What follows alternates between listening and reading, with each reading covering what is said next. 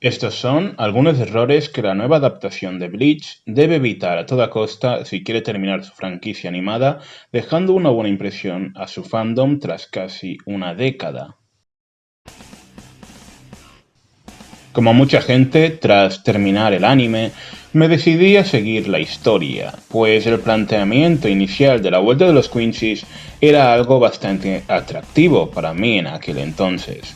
Una vez terminada la saga, entendí perfectamente la gran caída en popularidad de la obra, llegando a estar en muchas ocasiones en el bottom 5 de la Shonen Jump, es decir, la lista de los menos vendidos y de los menos populares.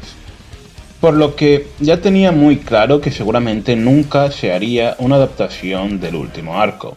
Y digo último arco entre comillas, puesto que parece ser que el autor sacó una serie de novelas ligeras después del manga, explicando la historia de lo que pasa después.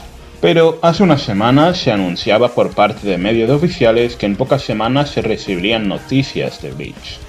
Terminando todo esto en que hace 1 o 2 días, aunque no fuera por medios oficiales, se empezó a decir que el manga de Bleach recibiría una adaptación este o el próximo año. Hace unos meses, Paris, un canal de animación que se centra en aspectos comerciales de la industria y técnicos, explicó que el problema por el cual seguramente Bleach no iba a volver era debido a que la franquicia sigue generando ingresos a pesar de no tener en emisión ni el manga ni el anime.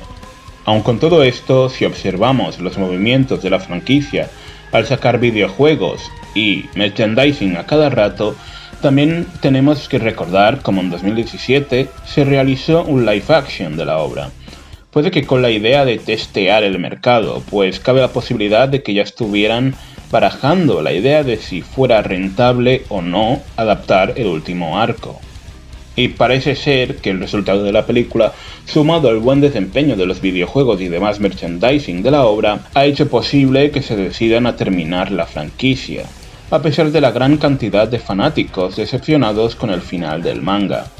Pero, ¿por qué se considera malo o mejorable el final? En mi opinión, si quieren salvar o como mínimo limpiar el nombre de la franquicia de Bleach, este último arco debería adaptarse pero con reescrituras de guión del mismo autor Tite Kubo o con las reescrituras de directores o guionistas más competentes que este último. Hoy intentaré daros 4 razones por las cuales digo esto.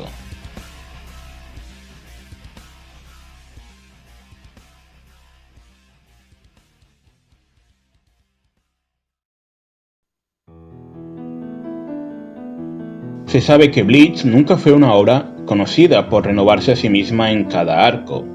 Si bien las peleas, el folclore, el gran cast de personajes con carisma y la mayoría con tiempo en pantalla era algo que ayudaba mucho, esto se veía completamente opacado por un error que este último arco va a cometer y con mucha más frecuencia que los arcos anteriores: volver a repetir los mismos esquemas una y otra vez. Es decir, villano aparece, derrota al protagonista en turno, por alguna razón no lo remata a pesar de que es su objetivo. Protagonista en turno se va a entrenar, protagonista en turno vuelve mucho más poderoso y es capaz de rivalizar con el villano que hace 3 capítulos le humilló a él o a ella, o incluso a compañeros suyos muchísimo más poderosos. Villano se transforma, protagonista también, villano por alguna razón se vuelve a volver más poderoso y revive, pero protagonista gana con ayuda del guión, y recordad esto último, con ayuda del guión. Si el nuevo anime quiere ser algo digno de recordar, debe dejar de abusar de las ayudas del guión porque es algo que pasa con demasiada frecuencia. Todos entendemos que muchas veces las ayudas del guión son algo que incluso llega a ser necesario para avanzar la trama. Pues, por ejemplo, pueden justificar que el protagonista no muera en el capítulo 2 de la obra, pero hay una diferencia muy grande en hacer esto en algunas ocasiones o hacerlo absolutamente en cada pelea de este arco. Y ya que mencionamos las peleas, poderes y niveles de combate locos. Si por algo destacaba Bleach, era por sus combates increíbles. Estoy seguro de que muchas personas que empezaron a ver Bleach fue por algún AMV que les maravilló. Sus coreografías de combate o la forma en que estos se desarrollaban a un nivel estético y visual era bastante buena. Los personajes tenían poderes bastante impactantes, pero no se hacían ataques muy vastos a cada rato. Se seguía con la idea de combatir cuerpo a cuerpo o en su defecto usando los poderes, pero sin que esto fuera algo muy exagerado. El problema con este arco es que los Quincy's no son lo que se nos había dicho a lo largo de la obra. No son personas que pelean con arquitos y flechas, son personajes que tienen poderes muy rotos. Lo que nos plantea la siguiente pregunta: ¿por qué los Quincy's perdieron ante los Shinigamis hace 1000 años? ¿Por qué razón se tenían que esconder de ellos? Por ejemplo, hay un Quincy que su poder es, literalmente, materializar todo aquello que se imagina. Si se imagina que los huesos de su enemigo son de cristal, pues los huesos de su enemigo son de cristal. Otro Quincy tiene el poder de cambiar el futuro incluso antes de que esto ocurra. Es decir, no es tan solo que vea el futuro y a raíz de ello evite situaciones y pueda cambiarlas, sino que literalmente cambia el futuro antes de que éste suceda, es decir, reescribe la realidad.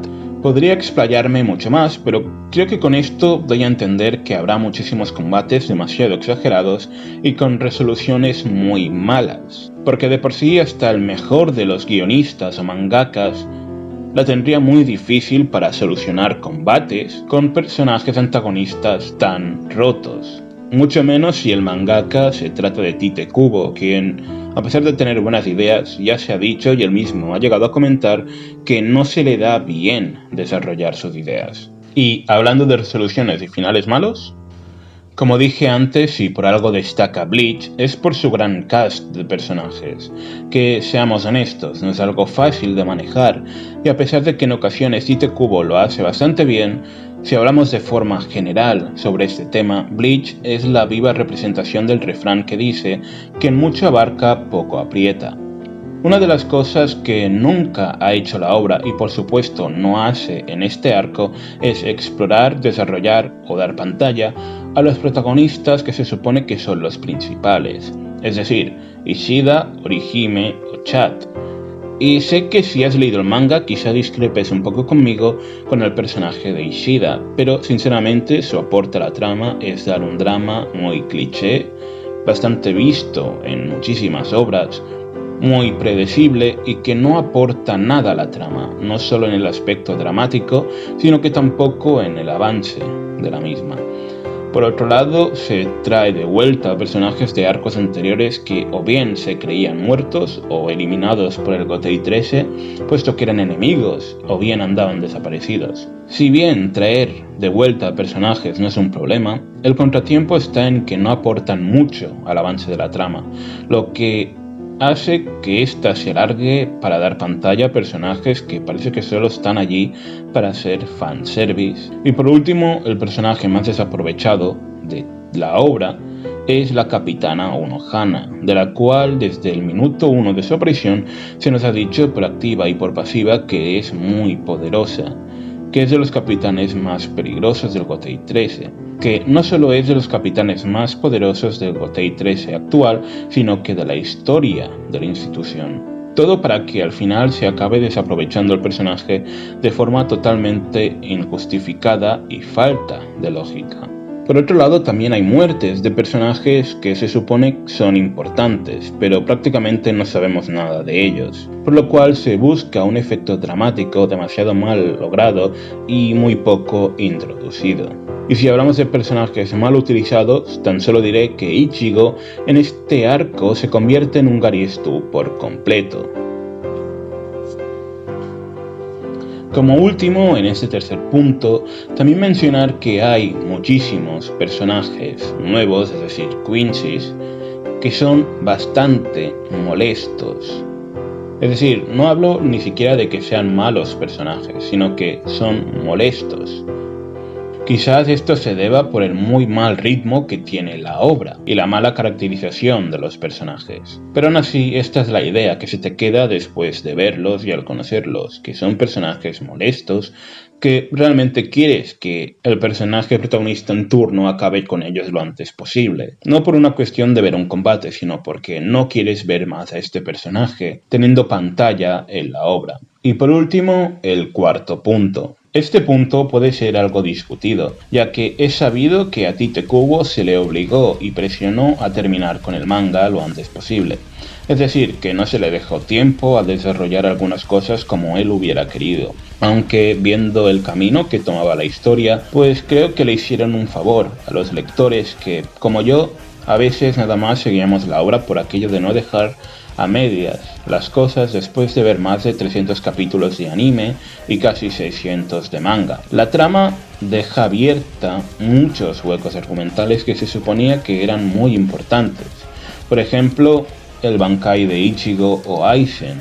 ¿Qué es lo que hacen exactamente? ¿Alguien lo sabe?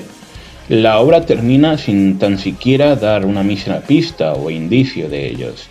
Puede ser que esto se llegue a comentar en las novelas ligeras que surgen después de la obra, que tampoco sé si se van a adaptar al anime.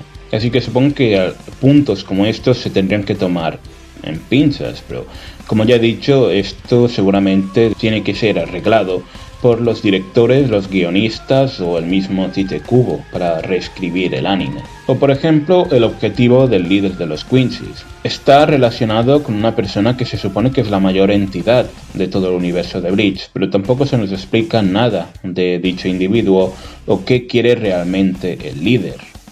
O por ejemplo, se introducen personajes nuevos que se dicen que están en el nivel o muy por encima del capitán de los 3 escuadrones, pero nunca los vemos hacer nada relevante para la trama, excepto entrenar a Ichigo para darle más power-ups. Que si bien los power-ups de Ichigo, la serie, siempre los ha tratado de justificar, y no es que no tengan justificación esta vez, empieza a ser algo cansado ver la misma excusa para todo.